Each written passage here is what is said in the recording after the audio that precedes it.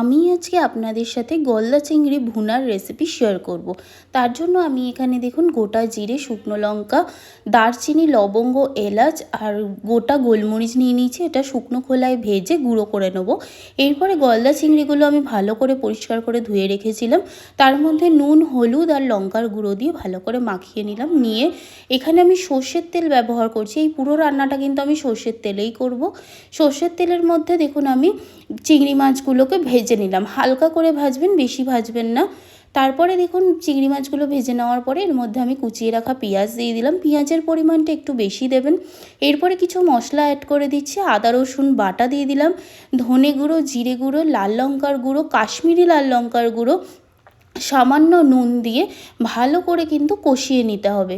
নিয়ে সামান্য জল দিয়ে দিয়েছি। ওটা ভালো করে কষিয়ে নেওয়ার পরে যখন তেল ছেড়ে আসবে, এরপরে দেখুন একটা দই নিয়ে নিয়েছি একটা পাত্রে আমি।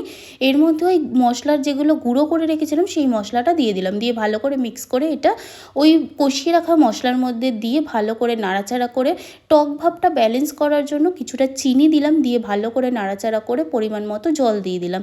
যে যতটা গ্রেভি পছন্দ করবেন ততটাই জল দেবেন। আর এই রেসিপিটা কিন্তু মাখাই ভালো লাগে, গ্রেভি ভালো লাগে না।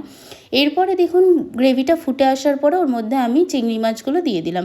দিয়ে ওপর দিয়ে কাঁচা লঙ্কা চেরা দিয়ে দিলাম, ধনেপাতা দিলাম, আর ওই যে মশলাটা বানিয়ে রেখেছিলাম সেটা সামান্য একটু ছড়িয়ে দিলাম। দিলেই কিন্তু আমার রেসিপিটা একদম রেডি। এইটা কিন্তু গরম ভাতের সাথে অসাধারণ খেতে লাগে। একবার ট্রাই করার অনুরোধ রইল। যদি ভালো লেগে থাকে প্লিজ সাবস্ক্রাইব করে দেবেন, একটা কমেন্ট করে জানাবেন কেমন লাগলো। থ্যাংক